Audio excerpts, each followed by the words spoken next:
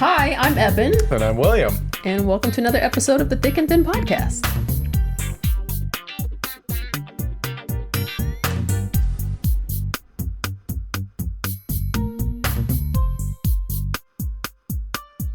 And welcome back to another episode. Here we are. Here we are. Here we are. Pretty dull week, I feel like. I was like racking my brain, like, what can we talk about? Yeah, and pretty low-key week this week. Pretty low-key, except for my one day at work when I got a face full of banana pudding. You got blasted. But I got lit up, dude. Yeah. I really wish I could have seen the way the kid threw it at you and like his reaction, because I don't know, the way you looked, it looked like he was just like yeah, that's exactly what happened. Yeah.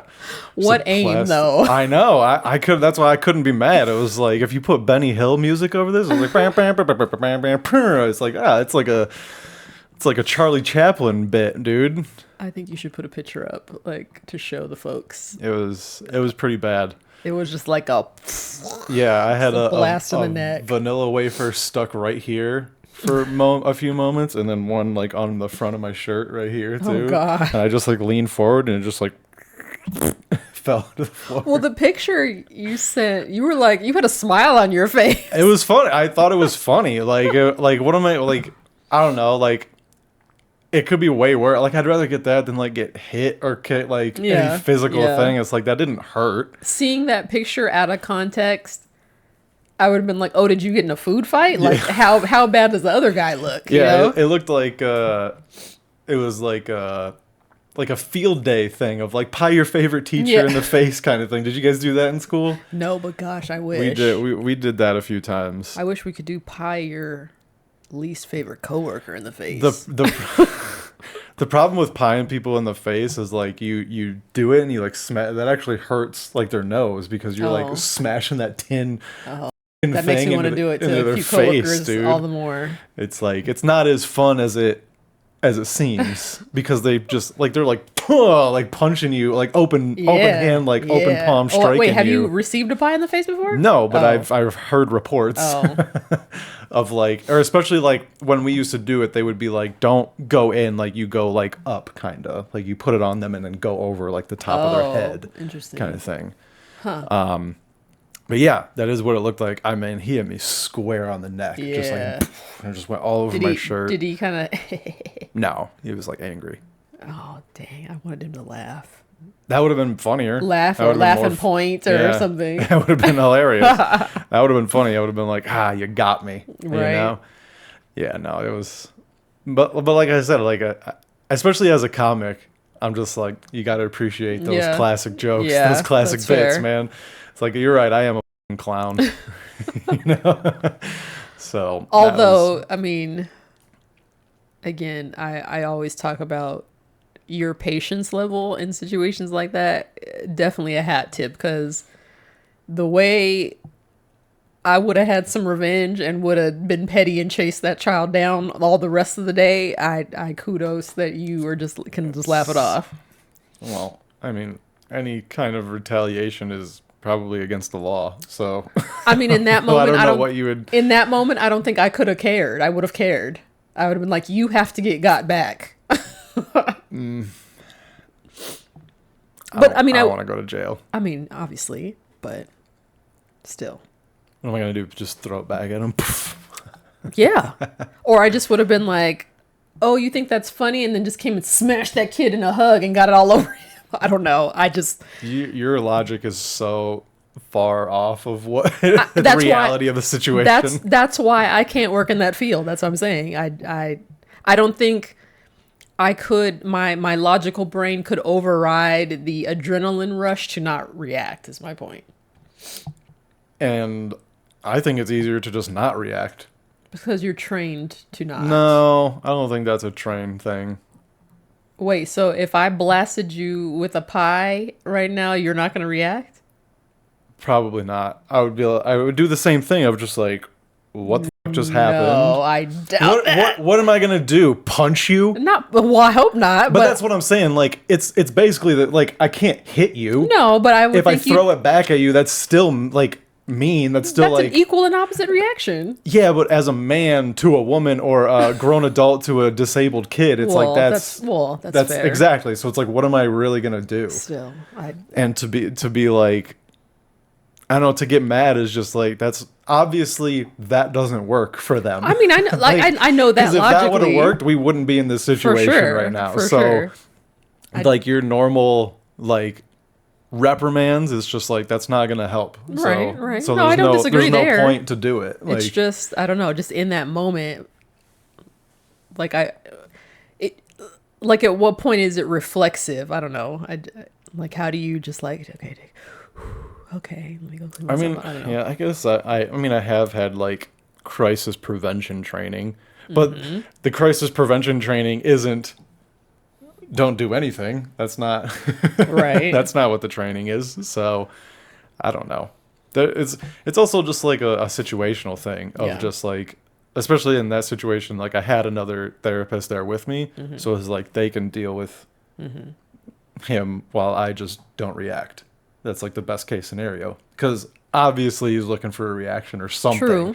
Because I wasn't even interacting with him. I was just sitting there on my phone, hope my work doesn't watch this, and just blasted. Like, just was not expecting it. It was actually refreshing because it was cold. Like, it was cool. Like, you're got sticky and crusty all day. Yeah, that was the bad part. Is like, my shirt was all crusted, and then like 30-45 minutes later, like still at work, because I was gonna power through that session and then go home, I like reached behind my ear and pulled out, I had whipped cream on my finger. I was like, man, like I didn't even get it all. Like I thought I did.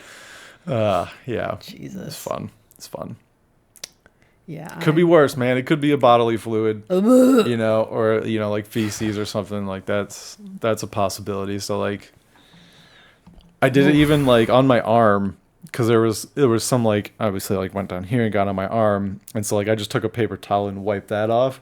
And I didn't go back with like a wet wipe or anything. So you're sticky. And it wasn't sticky. It eventually just kind of like dried, and it was just kind of like flaking off. Yeah, it was really gross. And it was the whipped cream and that I was just like, I'm not gonna do my afternoon stuff. Like, this is I gotta go home. I gotta take a shower. Like, it was I'm in my beard. a walking ant trap. Yeah, exactly. Like, it was in my beard. It's like, I don't. Yeah. So that was my week, the excitement of my week anyway. Aww. Yeah, I don't know that I have anything else. I'm expanding my hat game. Mm-hmm.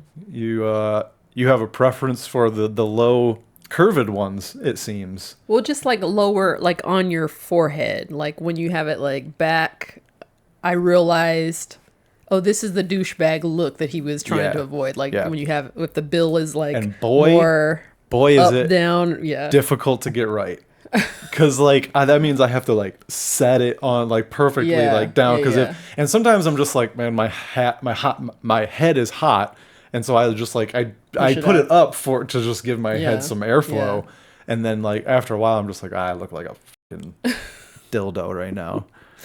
Yeah, it's the when, if you can have the bill as close to parallel with the floor as possible, that's the best look. Yeah, you shouldn't necessarily see the underside, which... Well, you're tall, so people are going to see the underside. That's true. Yeah. But I have a couple hats, though, like that Ducks hat that I have, and that's a cool pattern. And the PlayStation one that I got from MLB The Show, like 2016 oh wow something. Okay, it was a long time ago that I never wore it. My intention was to get it autographed by Mike Trout, because he was the cover athlete that year. Okay, and then I was going to sell it, but that never came to fruition. So I was like, you know what, let me rock this, because it is a really like cool design. It's got like a home plate kind of thing with like the PlayStation button emblems on it, and like in a kind of baseball format.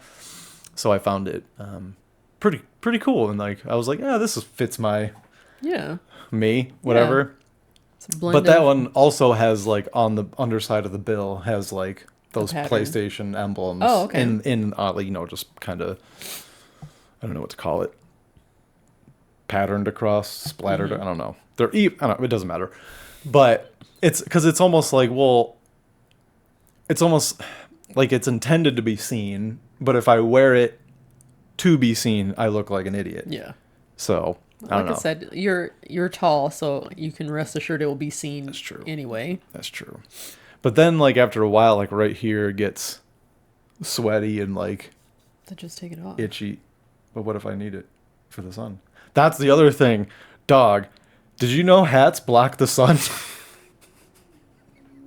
Is this a trick question? No. Like the first day that first full day that I wore that Tigers hat, I like walked outside and I was like, oh, like this like genuinely works to like keep sun out of your eyes. Like I don't know why I just like completely. I was just always like hats are a fashion thing. You didn't realize there was some functionality. There was some practicality to a hat and with a bill, and it's like, damn, I should have been doing this a long time ago, man. Then I started looking at like like construction workers wear those big like the big ones that like cover more. I'm like, that's probably really nice. Yeah. I don't know why like that was like such a revelation for me. I just like walked outside and I was like, oh, even though I still have to wear my sunglasses because of my blue eyes, but yeah, it was a game changer. And then it's like, man, I want to wear a hat to like keep the sun out of my face and my eyes. Well, sometimes I just don't want to wear a hat, like or like I don't have one that matches like the outfit or whatever. Because that's the thing too, is like I don't just want to wear a hat that doesn't go. Yeah. Like that's stupid, right? Or is that just me?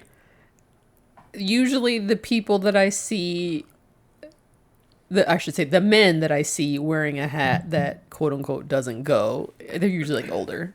It's just like, it's just functionality. Like I think about like my grandfather, he'd wear like a Air Force hat or some kind of squadron hat or veterans hat. Like it was just like, I'm just trying to keep the sun out my eyes. Yeah. I mean, yeah, especially like, I don't know, the military ones, it's like it's a badge of honor kind of thing in a sense.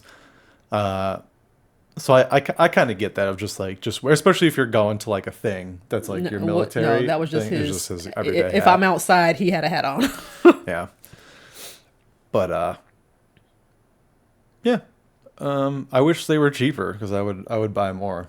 Oh. But I mean, well, I feel like it's the sports ones that are expensive. I feel like any Joe Schmo store or somebody giving them, well, you can get hats for free or little to nothing, but they're just not going to look great. Yeah, it's like I don't want to. You're going to have a styrofoam front part or something. You know what I mean? It's like. I don't do trucker hats. That's what I mean, trucker hats. That's what I was looking for. Yeah, I don't with like the mesh on the back. Pass, dude, big pass. Andrew Kutcher, what's his fucking name? Ashton Kutcher can suck it. Is that with his fucking stupid Von Dutch hats? And you never watched Punk, did you? No. He was like big into wearing like those trucker style hats on that show, and it always drove me crazy. Well, he's fucking handsome. He can wear whatever he wants. It doesn't matter. I mean, when he came out as like not washing daily and not washing his kids daily, that sucked up any remaining handsome factor he had. Lifestyle aside, visually speaking, he's just like striking. Yeah. Different strokes for different in that 70s show. Just thin with the flowing hair. He just looked like Joe Schmo white guy to me. No. You're wrong. He didn't make my liver quiver. He's Sorry. Handsome as No. He's with Mila Kunis, dude. You can't. Who also doesn't wash, apparently. That's again, lifestyle aside. I mean, she's okay looking, I guess. Oh, I give her. Let me roll that back. She would warrant a second look, because then she have like light eyes with the dark hair. I feel like she's got like some hazily eyes or something. I'm not sure. She's like Russian or some shit. Really? Yeah. Oh, she's kind of swarthy for a Russian. That's surprising. Okay. But again, Ashton Kutcher, like, that's a face I would miss in the crowd. He's not ugly, but he's not. Oh my God, he's handsome. Not to me. Sorry. I mean, yeah. You're attracted to me, so that makes sense. Stop it. We are not the same kind of dude. Thank goodness. Oh man. All right. Some topics. Yep. Les tops. Okay. If you have topics, go. I did want a side point. Our last podcast episode has started a lot of conversations. Oh, Apparently. yeah. So I'm glad to hear it. TLDR recap. We watched a movie for last week's episode, 500 Days of Summer, and the discussion was who was at fault with the breakup in that movie. And we were like, both of them. Yeah, well, just one more than other, but yeah, basically they were both. We were also kind of like nobody's wrong, essentially. Yeah, like, yeah. There was just a miscommunication. Yeah. And it sparked some controversy and some discussion, so we like to hear that. Yes. So go check out that movie on Hulu. And go check out that last episode and tell us what you think. Because it was definitely a conversation starter. So. Yeah, tell us what you think via email sent to thickthinpod@gmail.com. Or, of course, leave comments under the video. That helps as well. But if you didn't listen to the episode, we don't take your opinion seriously. So you gotta listen to our episode first. Yeah, I mean, is there anything else you want to touch on with that? Of like... No. Because we did kind of like somebody that was like, no, she's a bitch. And we were kind of like, we kind of came to the conclusion that whatever your perception of her is, like off the bat, is probably where you're gonna stick with. Yes, because there's like a scene very early on where it's like they're like introducing the characters, and she's like the perfect girl that always gets what she wants because she's good looking. It's like if you have a disdain for somebody like that and you take that right away, you're probably going to side with the guy. Yeah, for sure. So, and what a fascinating aspect of a movie to have. Like, I don't know if it's intentional or whatever, but it ended up being like really divisive. Yeah, for sure. The way... The latter half of work on Thursday was talking about that movie, yeah, it was definitely divisive in a fun way, but divisive nonetheless. Yeah, it's like if you don't like the person that gets everything they want, like I can see that, but if you go into it like unbiased, like we did, and you like I was unbiased.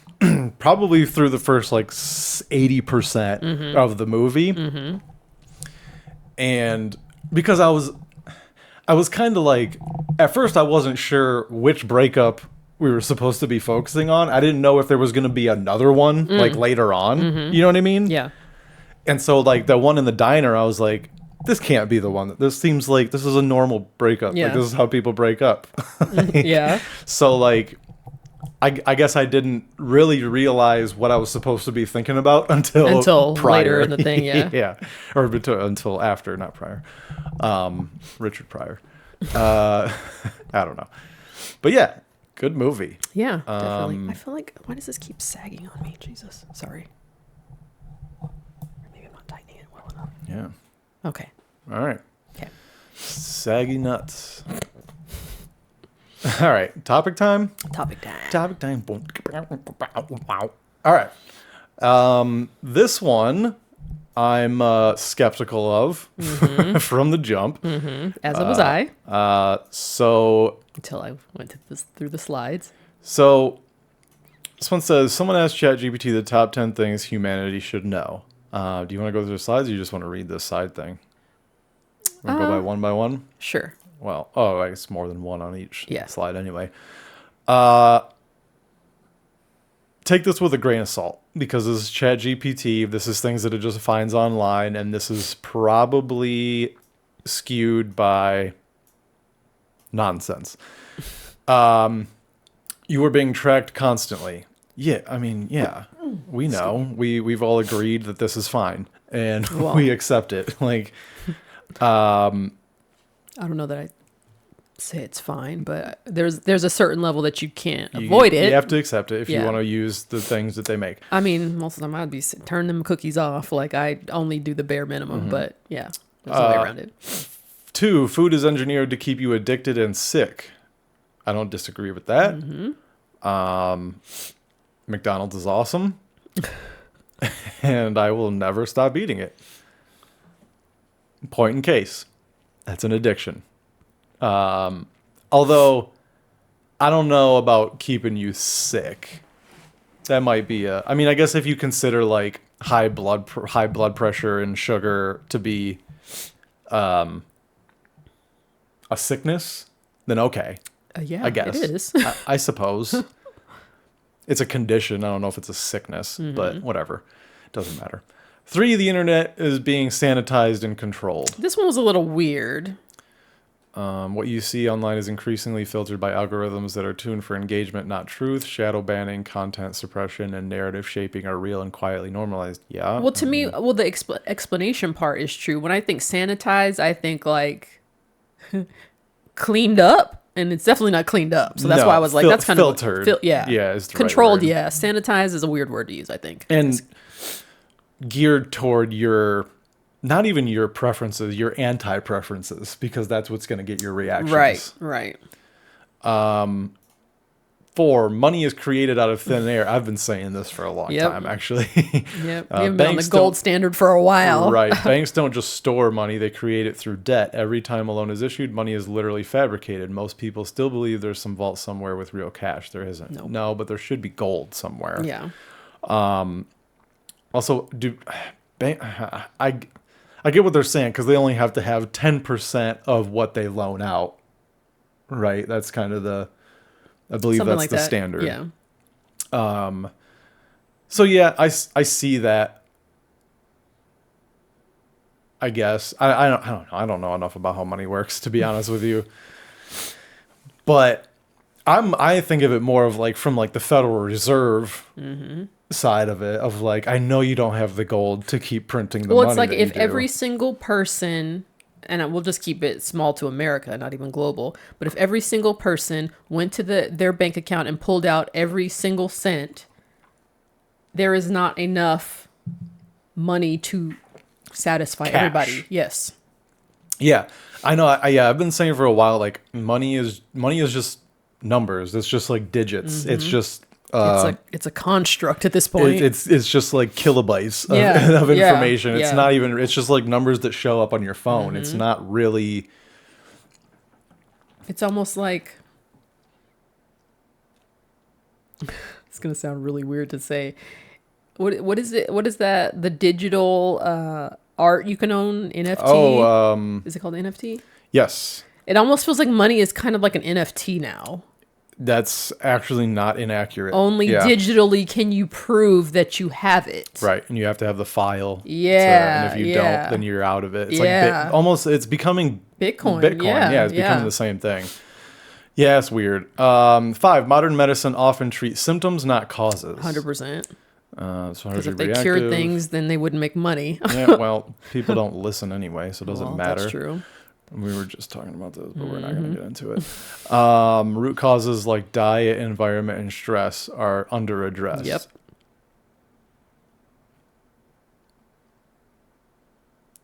Yeah, I mean, okay. More often than not, if you go into a doctor presenting with something that is directly related to your lifestyle, more often than not, the patient and or the doctors be like, here's a pill for that. Instead of go fix your life. Actually, the last time I went to a doctor and like, just like, you remember I went and I was like, I told him that I like had like high stress and anxiety. And he was basically just like, change your lifestyle. Like, so the doctors are out there, and he was like, that's more of an. I feel like the fact that your doctor would tell you that's more anomaly than normal. Maybe, sad to say, because most of the time they'd be like, well, here's a script, or here's a. Right. I mean, because and he was like, he like looked at me and he was basically like, you're overweight, like you should reduce your portion sizes. Like I've heard that multiple times from doctors. Okay. So like it is out there, but I think people don't want to hear that. That's true too. That's the problem. Is people don't want to hear it. Yeah, they want the magic pill. Right. So when they keep coming back, oh, my blood sugar's high, and the doctor's like, change your diet, and they're not, and you're just like, fine, I guess I have to fucking give you something that's made in a lab because you can't just control yourself. Right. So I don't know if I necessarily agree with that. There is some truth in there for sure, but I think if you listen to your doctor and what they're saying, they do address those things. Like I said, I think it's hit or miss. Like if you have a halfway decent doctor, they should be telling you that. Yeah. 6, most history taught in schools is sanitized, there's that word, or incomplete. That is true, though. That's true, but also like you can't teach everything. You can't teach everything, but you should truthfully teach whatever you've decided you're going to teach. Yes. There's just like some things like as a kid in school, like you just cannot conceptualize as a kid, like as a teenager. Right. It's just like you just can't possibly understand like the political climate. For sure. Like you just But don't. I mean, why? I feel like lessons about history rather, should be age appropriate to be able to tell the full story, if that makes sense. Like, well, then we won't be teaching history till high school. I mean, you can teach like what are you going to teach about Christopher Columbus raping all the Native Americans? Right? Like, what are you going to... You know what I'm saying? Like, that's something you learn about in elementary school is Columbus sailed the ocean blue in 1942 or whatever the fuck. Can't you teach, like, the history of different things? I don't know. I see what you're saying. But, like, there's no, like, good part of history. Like, it's all fucked up. Like, it's all bad shit. Like, all negative. Like, there's very little, like, genuinely positive things. True. Like, it's all death and disease and slavery and sexual assault. Like, it's all over the place. It's inescapable. This is true, but I feel like sanitizing it and teaching this incomplete version of it, the result is getting these kids that have this weird idea of what history is and then repeating it. So it's like there's pros and cons in both. I don't know what the fix is, but yeah, I heard on it was Jon Stewart's podcast. Somebody said history doesn't repeat itself, but it sure does rhyme, and I was like, oh, that's good. History doesn't repeat itself, but it sure does. Like rhyme. It's not gonna be. Rhyming in abstract terms. Okay, right. Gotcha. It's not gonna like be like a stamp of like the history, but it's gonna look similar to it for sure. So I thought that was a very interesting way to put it, because people, especially now, it's like everybody's shouting like fascism, and it's like this is like Nazi Germany, and then everybody on the other side is like, nah, it's not the same. It's like, well, it doesn't have to be the same to be like parallel, right? Also, on the history point, I mean. And I don't even know if there's a correlation, but like, I feel like, and it's going to sound like a very old person thing to say, in school, like, you learned a swath of historical things that you remembered, I guess. And not just to regurgitate for a test, but like if we talked about like the causes of insert any war, American war, whatever historical, landmark things that happen in American history. Like, we have a concept of it. We can recall it, and depending on the magnitude of the thing, we know when it occurred and its pros and cons and its consequences and whatever. And it doesn't seem like there's that same...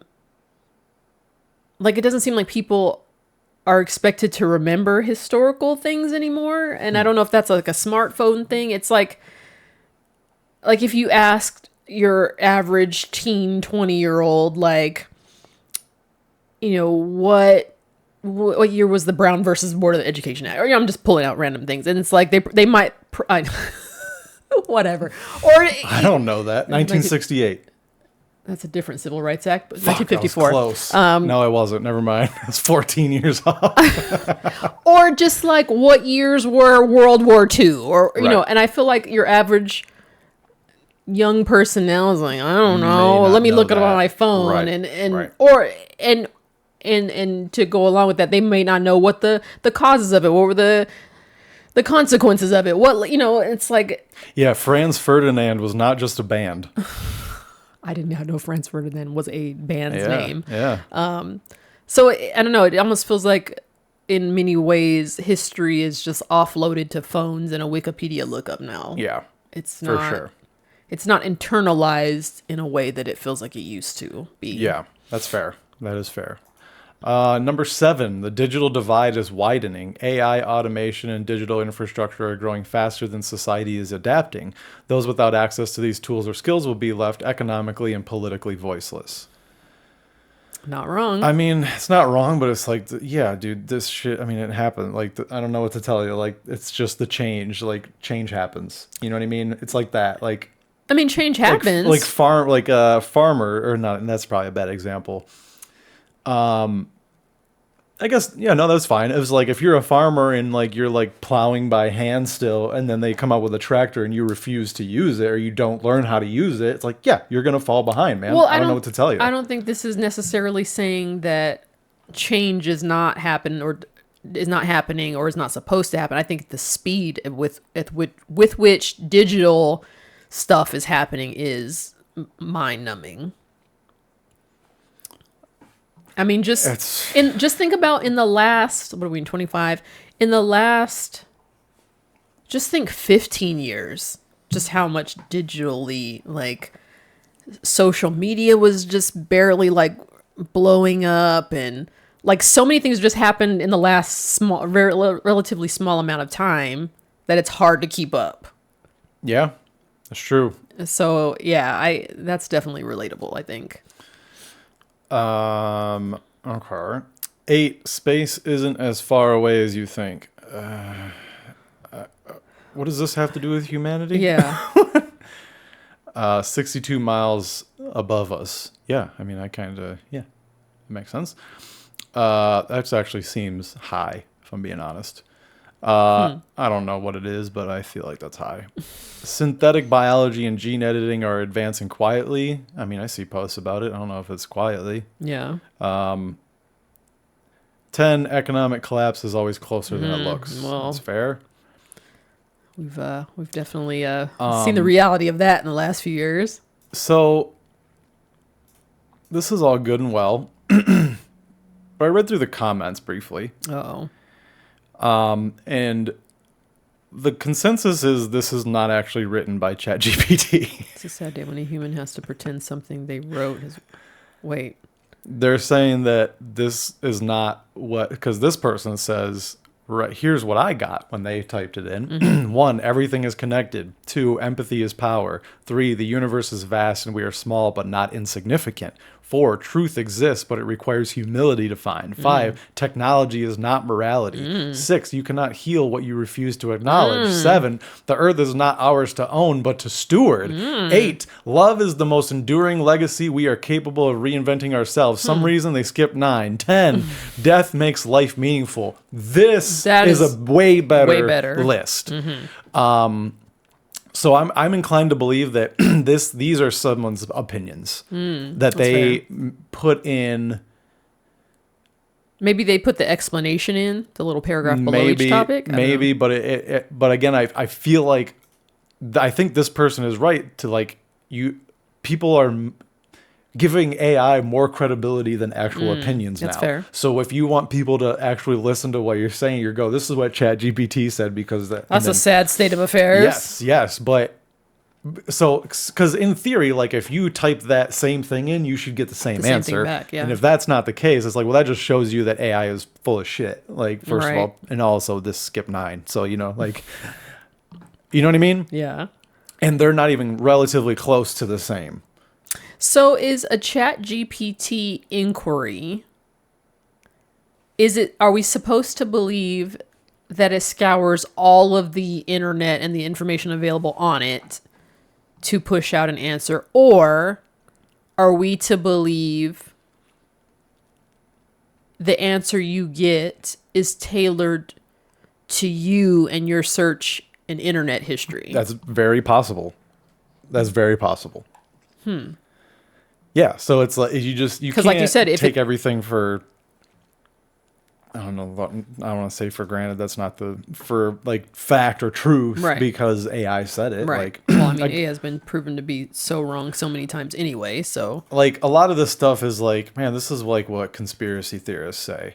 You know, like you're being tracked constantly, and like not that it's wrong, but like this is all over the internet. Right, is what right, I'm saying. right. Like if your food is like that's not. I don't know. Like, and also, I mean, I've heard this argument with regard to ChatGPT, especially when they kick back grossly incorrect answers. It's like, in an oversimplified model, if like the truth is the sky is blue, again, oversimplified model, if that is the actual fact, but like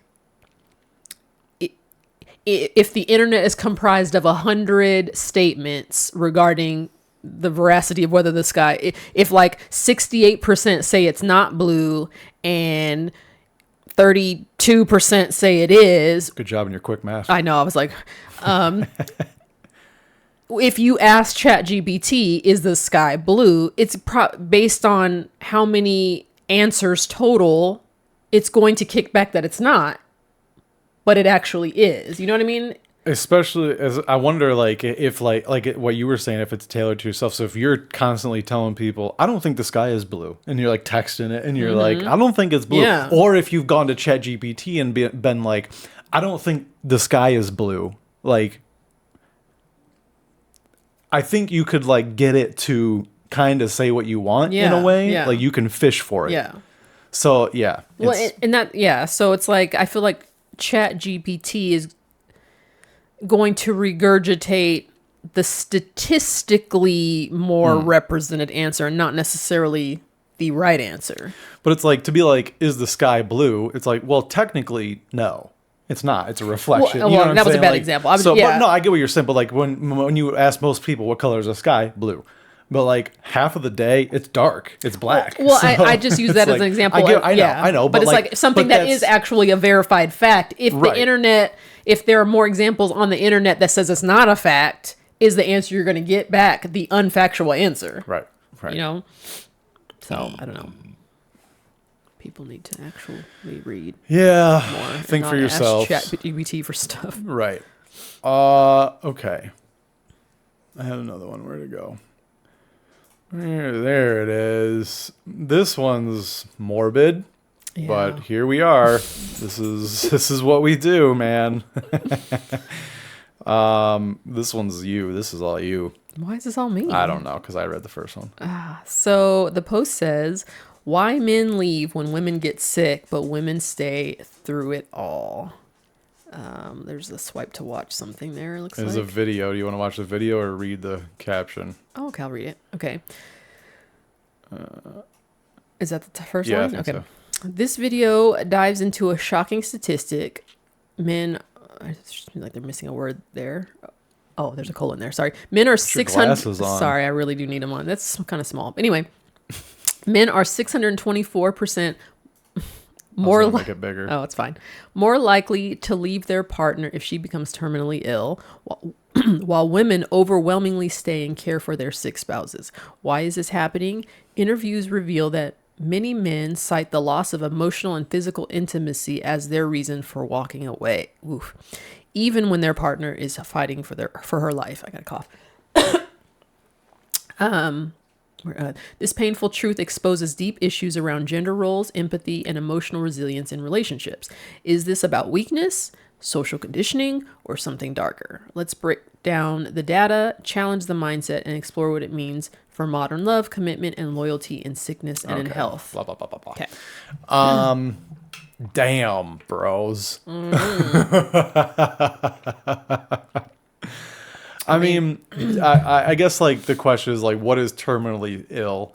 I mean, if you're like still like conscious and like we can still like talk and have a conversation, it's like I'm not. If you're in a coma, wow. Wow. If you're in a coma, it's like, what are the chances you come out of that? You know what I mean? So your emotional attachment is done at the coma stage, huh? Well, it's like you're brain dead at that. Like you're gone. Brain dead and coma are not the same thing. Usually they are. It becomes that. Very rarely. I mean, usually brain dead is preceded by coma, but not all comas lead to brain death. If you're in a coma, you're in a rough spot. Chances are you're not coming out of it. No, normal. I wouldn't say that because there are medically induced comas. Sure. Okay. That's fair. Like I said, all brain deaths, declarations of being brain dead, yes, more often than not are preceded by a coma, but not all comas result in brain death. I guess what I'm saying is,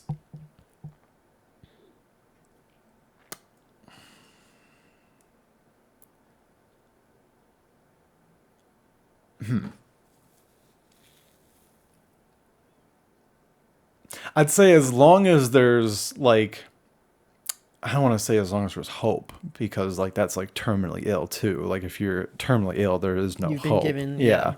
a diagnosis, yeah. Yeah, no, there's no way I'm leaving you if you're terminally ill.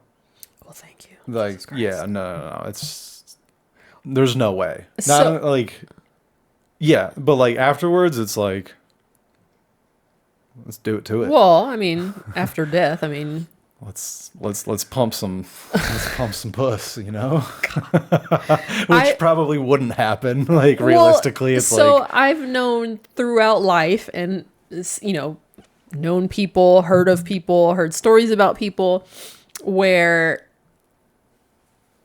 when a man is widowed, is that the proper? Yeah, when a man is a widower, widowette. Widow is the woman, widower is the man. Okay. So, but isn't there a verb? I don't fucking know. When a man loses his spouse, let's just go there. I have heard and seen so many, especially if the wife had a long sickness before death.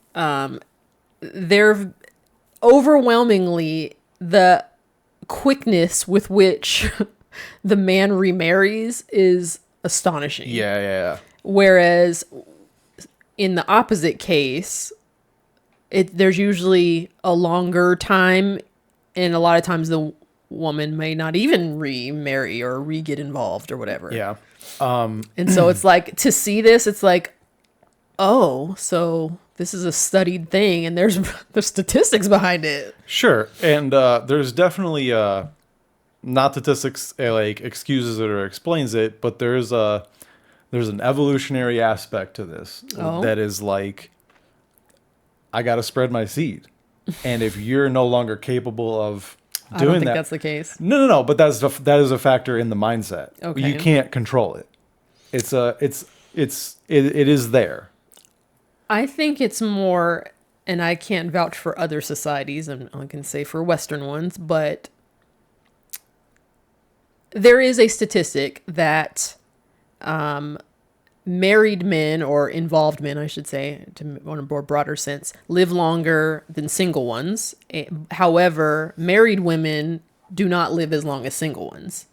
And I think that in part, stress levels aside, men benefit from being involved with a woman because women tend to take care of them in some, True. Whether it be emotionally and make sure you eat right and get, just on a day-to-day existence. And I think just lower stress levels overall. Yeah. And so Unless I think this is kind of sucks. This is kind of correlated in the sense of if that woman gets terminally ill and is no longer capable of taking care of the man, I think that it kind of speaks to his emotional attachment to her is directly related to her ability to take care of him, which is kind of shitty. But and it's like, when now she no longer serve that purpose, it's like, well, now I gotta be taken care of.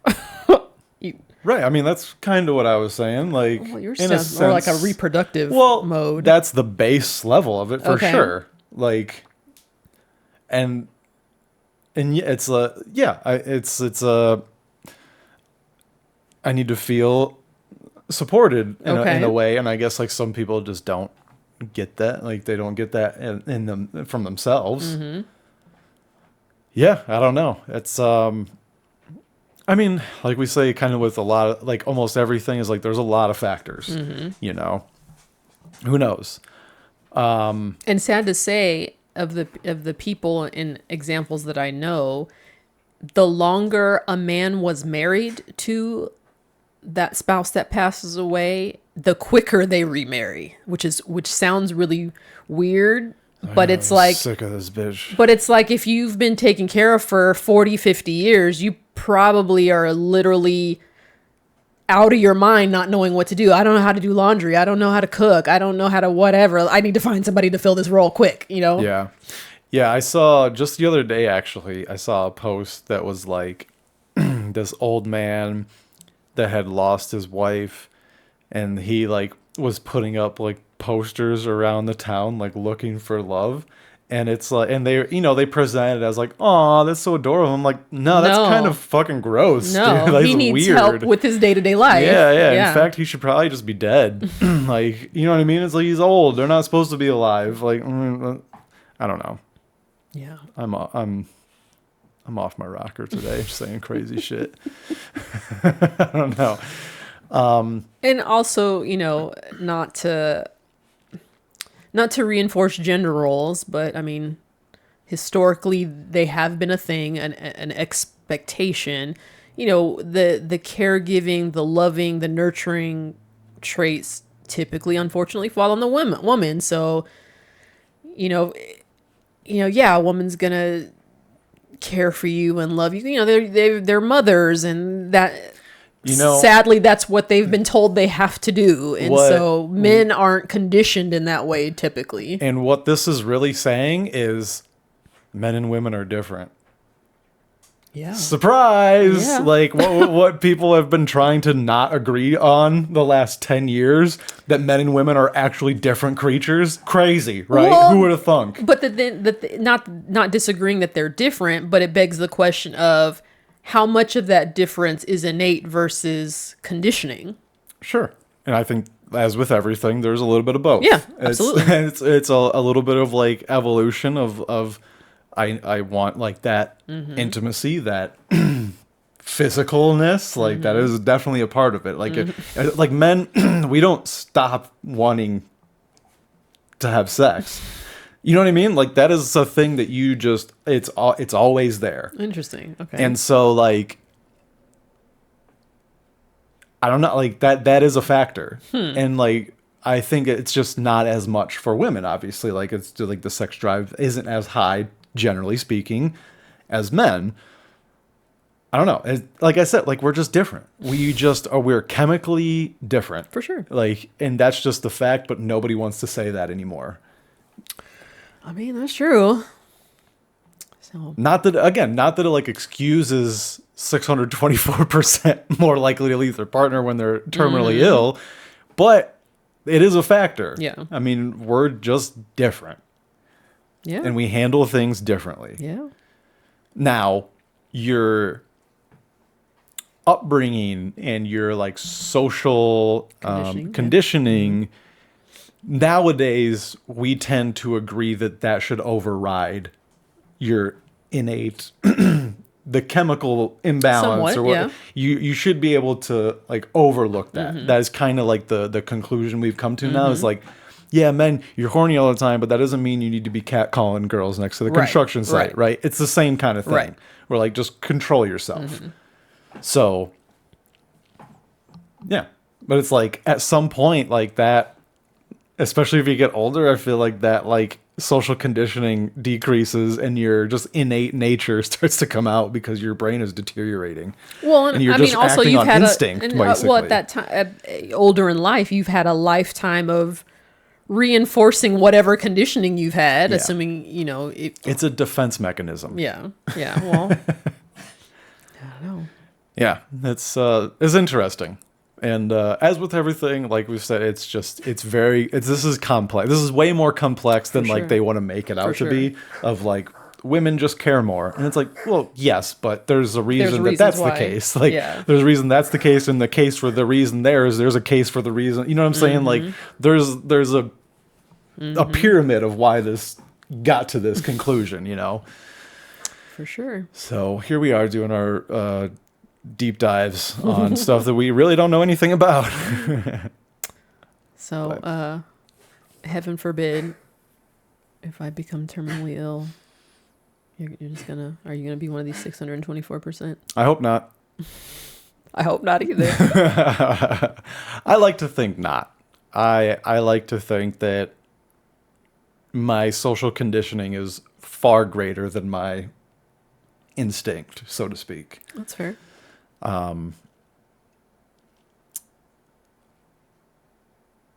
In this same kind of lane, I think it's always interesting if you hear about a situation of like this couple was together and then like one of them like got in a car accident and got paralyzed, like that kind of thing.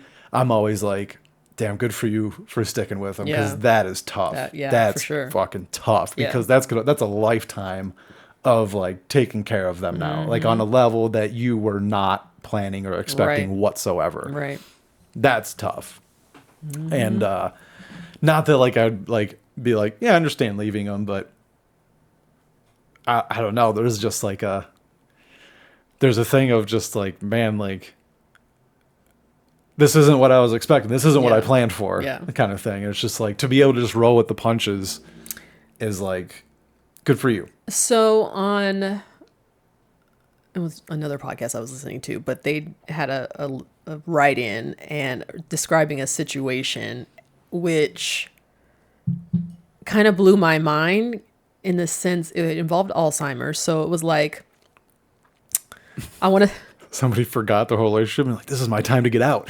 I mean, kind of. Okay. So it was the daughter of, that was writing in, and basically her mother had Alzheimer's, and it gotten to the point where the dad couldn't be caregiver, and so they put her in a place, and while in this place, I mean, her memory had deteriorated to the point where she forgot that she was married.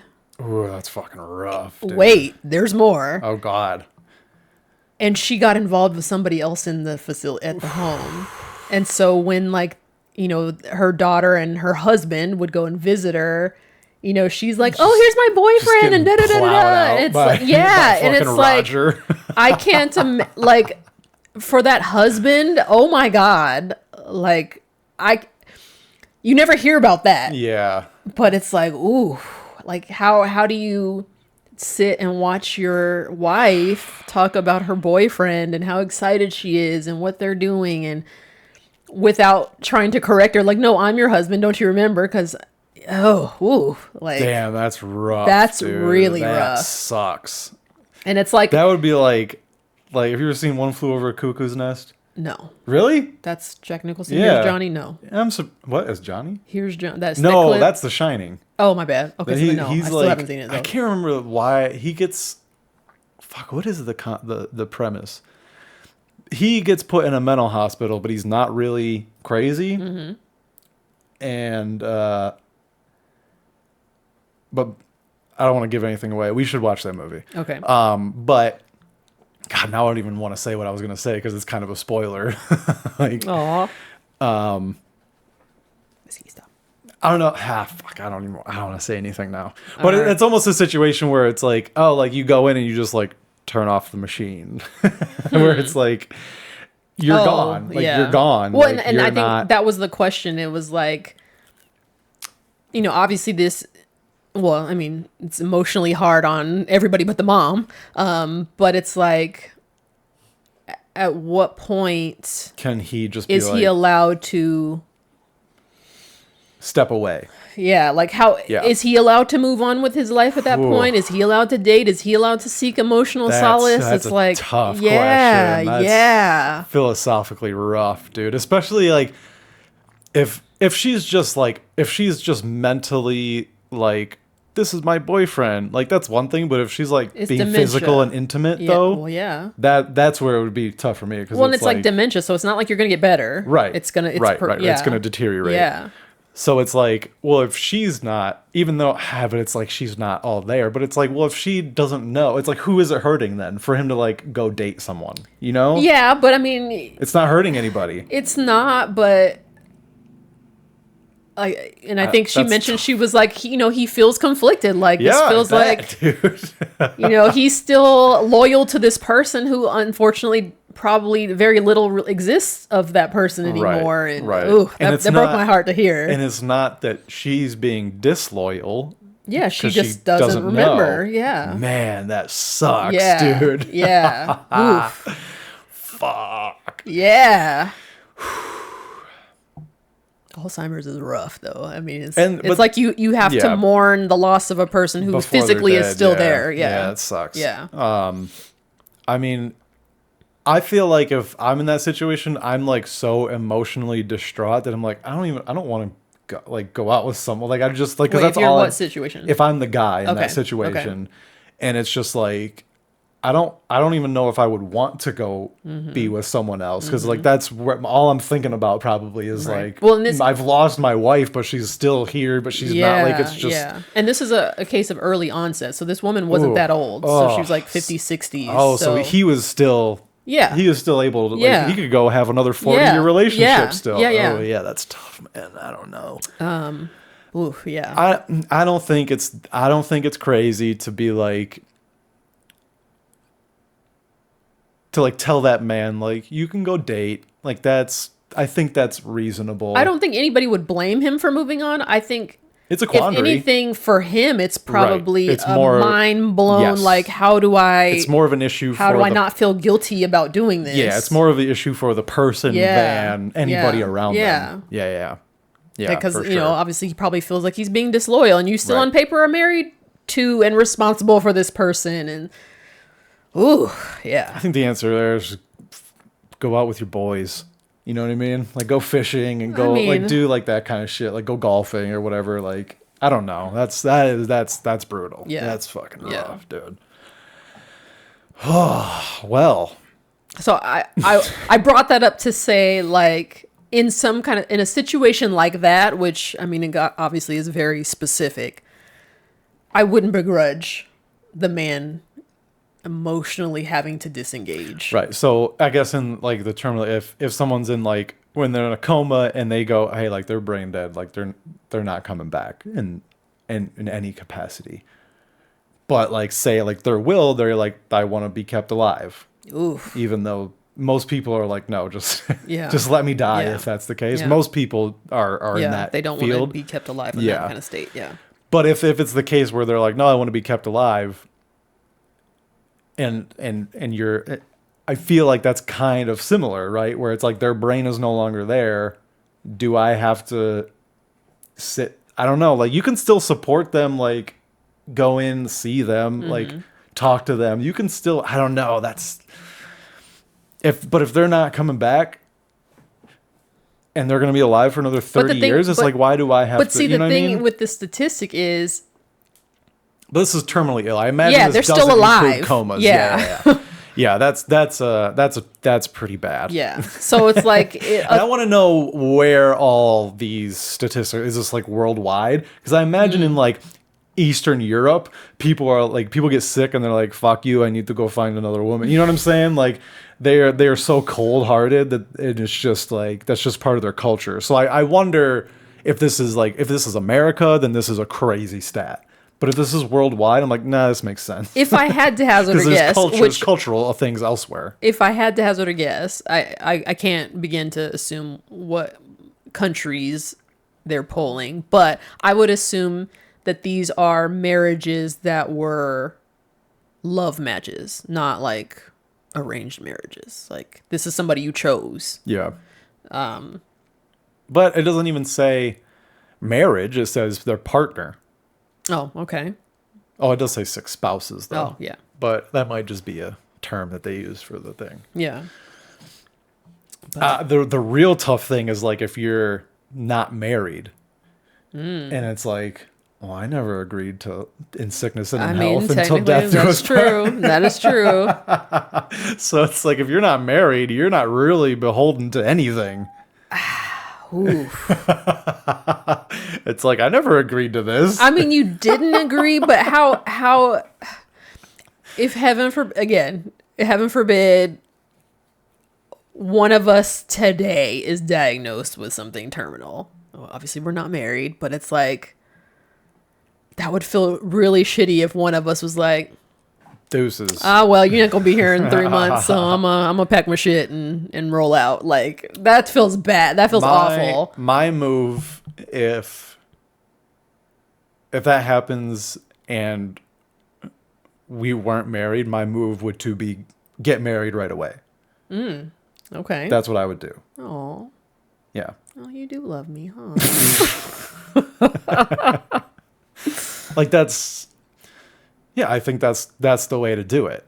To like, yeah, especially if you're not already married, that's the way to do it, because it's gonna be over soon anyway. So, damn, go get yourself a Walmart ring and fucking pack it up, you know. Aw. It's nice to know that you wouldn't leave. It's the gesture. I mean, I say I wouldn't leave. Who knows? In reality, when I'm presented with the situation, yeah. It's like when people say, like, I wouldn't let, like, ICE take people in front of me. It's like, oh, really? There's a gun in your face. You think you're going to stand up? It's like, I don't think you will, dog. I don't think you're going to do shit. Yeah. Well, I mean, in like, situations where, like, a person says what they would or wouldn't do in a life-threatening situation, I always take with a grain of salt, because I'm like, yeah, it's like that fight or flight, that instinctual fight to live. You have no idea. You never will know until you're in that situation. Yeah, like we all would like to think what we would do if blah blah blah, but you'd be surprised when your life is literally threatened how much all that thinking and conceptualizing goes out of the window. Yeah. Yep. All right. I think that was enough darkness for this week. I know. Sorry. I debated whether or not to add this to the docket versus just have this conversation with you. This is great. In person or privately, but it was like, ooh, I don't know. This is what this pod is about. Yeah, dude. I was like, it's relationship stuff. Yes, so it is. like. Okay, that does it for this week's episode.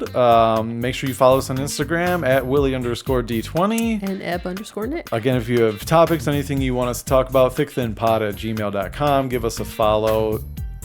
Like, subscribe, share. Yeah, you said it right. Think about it. See how much easier it is to say that way in that order? Boy, did I have to struggle to find it, though. Like, subscribe, share. What I just have to do with what all the influencers are doing. I mean, there's a reason that's the most common order to say, because it's easier to say. Whatever. I'm not like all those other influencers, man. I'm my own influence. Okay, say it. Share, like, subscribe. That actually sounds better. SLS, motherfucker. Let's go. I mean, that one rolls. Yeah. It's the other way you were saying it that felt difficult. Share, like, subscribe. Bam. Anything else? I feel like I'm forgetting something. Oh, Ontario Improv, July 27th. Get your tickets, meow. And I'll Did you say meow? Yeah. Oh. I am at Back to the Grind every Thursday, ripping and a roaring every 5th week or so. I do well once out of every 5 weeks. So if you go every time, you're bound to see me smash once. Yeah. That's it. All right. See you next week. Have a good week. Bye.